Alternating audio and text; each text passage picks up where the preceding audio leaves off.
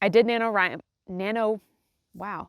I did NaNoWriMo. Turns out I'm a pantser. It didn't really, oh. Are you okay?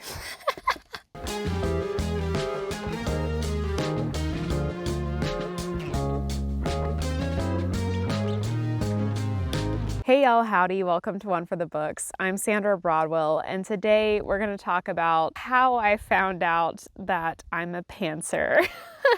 So basically, there are two types of writers that people will talk about, and generally they're categorized as plotters, or otherwise known as outliners, or pantsers, because you fly by the seat of your pants, also more politely called discovery writers. I thought I was a plotter because I used the Save the Cat beat sheet, and I followed the beat sheet, and I wrote out what I considered an outline. I knew what was supposed to happen at each beat of my story, and so I thought that meant I was an outliner. And turns out I am not an outliner.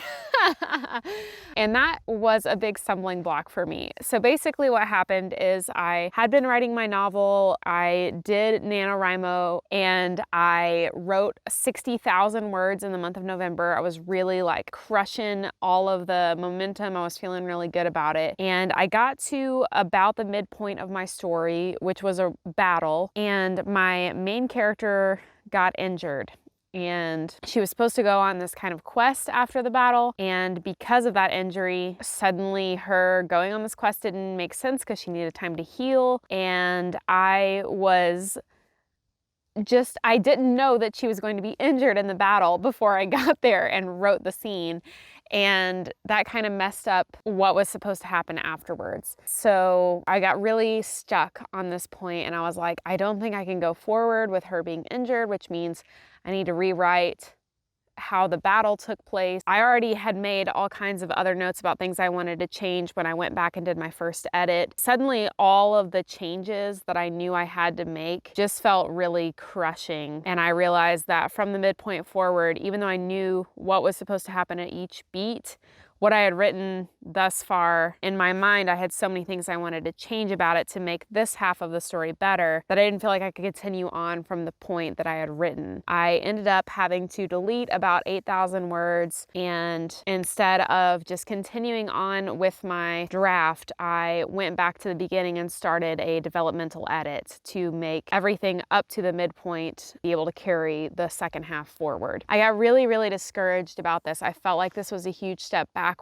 because I have heard so much writing advice about like, don't edit while you write, just put your head down and, go with it, get the first draft out of the way. You can't edit what you haven't written, all these sorts of things. And I think that is really good advice for certain types of writers. But for me, it didn't really, oh.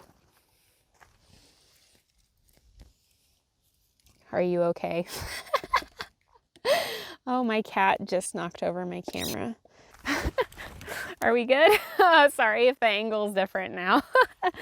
Oh gosh. But anyway, because the common writing advice that I had heard wasn't working for me, I just felt really discouraged. I felt like starting a developmental edit when I only had half of my book written was a sign that I wasn't going to be able to make it as a writer and that I wasn't doing it right. And then I found Ellen Brock's video on YouTube about the 4 types of novel writers, and she calls them intuitive plotters, methodological plotters, intuitive pantsers, and methodological pantsers. And turns out I am a methodological pantser. Again, this was a hard thing for me to reckon with. I didn't want to be a pantser. I really liked the idea of being an outliner because I just felt like that made sense for the type of writing I want to do. I want to be able to just plot everything out and just charge and write it all in one, go basically. But what I considered an outline, I realize is not necessarily what outliners consider an outline. So basically, like I said, there's like, I think 15 different story beats in Save the Cat, and I had basically just like 1 or 2 sentences written for each of those beats of like this is what's going to happen. But I'd never outlined specific chapters or scenes or conversations. So I thought, like basically my 1-page outline was sufficient to get me through to the end, and it wasn't. And I still am following the same outline that I wrote at the beginning. I still think all of the major beats are going to be the same, but all of the details of how those events unfold is different once I'm in there and writing it. And I've realized now that I use a method that I've heard some other writers refer to as the headlight method, where I'll write something and then I have ideas of what's going to happen next based on where my story is heading, following the really basic bare bones outline that I have and what has just happened. And so when I end writing for the day, I usually make a few notes to myself about what's going to happen in the next scene and possibly the scene after that. But that's basically it. And so I'm just kind of like, I don't know what's going to happen next until I get there, but I know the direction it's all going. And so again, when I got to the halfway point of my story and realized I had so many things that needed to change in the first half to make the second half unfold the way I wanted it to and in a better, more interesting way, I really felt like a failure. But then I found Ellen Brock's video, and after she did the 4 different types of novel writers video, she then had 4 additional videos, one for each type of writer. So you watch the first video, you figure out what type of writer you are, and then you watch the following video about the specific type of novel writer that you are. And the video for me about methodological pantsers was so wonderful. It was just chock full of great advice for writers who write the way I do. And she said some things about how, you might not even be able to really call something a first draft, or you might not be able to say like first draft, second draft, third draft the way that other types of writers do, because you're constantly just like playing with it, and it's not like you complete a draft and then you moved on to the next draft. And so I'm really technically, I guess, on my 3rd draft at the moment, because I wrote about a quarter of the novel and then I went back and kind of started over with some new ideas and took a lot of what I had from that, and then I got to the 50% mark again, where I got to shortly after NaNoWriMo, and now I am not starting over necessarily, but I am going back to the beginning with a developmental edit so that I can carry forward with a better story. I highly, highly recommend, if you feel stuck as a writer or you feel like a lot of common writing advice doesn't apply to you or your style of writing, don't internalize that and think that that means that you're not a good writer or that you're not going to be successful as a writer.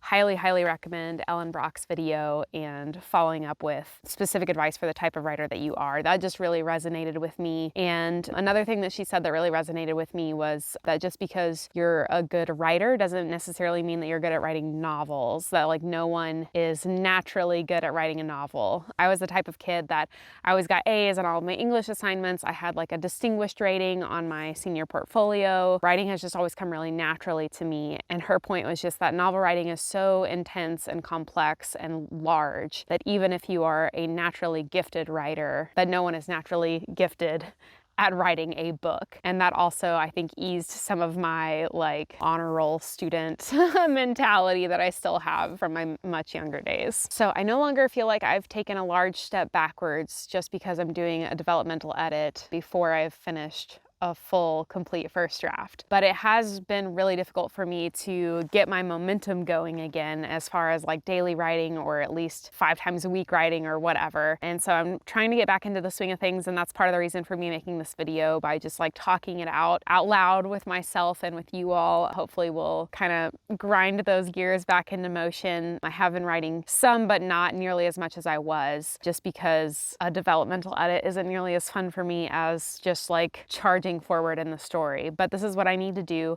and I have been making progress, and that feels good. Another thing that I've done for this developmental edit is I had a city where a lot of my events were taking place in Act 2, and I just like, as the story went along, I was adding more and more locations that the characters visited, like the inn and the barn and the apothecary and the bakery and all these different places, the barracks. I realized there was no context for where these places were in relation to one another. And so I actually created a map of my city, very rough draft map, but now I know the locations of where everything is. And so as part of this developmental edit, in addition to a lot of character and plot point changes, I'm also going to be making sure that location and place-based information makes sense in the context of where everything is located within the city, so that I'm not saying something was next to something in one chapter and then in the next chapter I say it's next to something else. So those are just some of my like random thoughts and edits that I'm working on, and just trying to get my mojo back. I feel a lot better. I've crushed a lot of my negative self-talk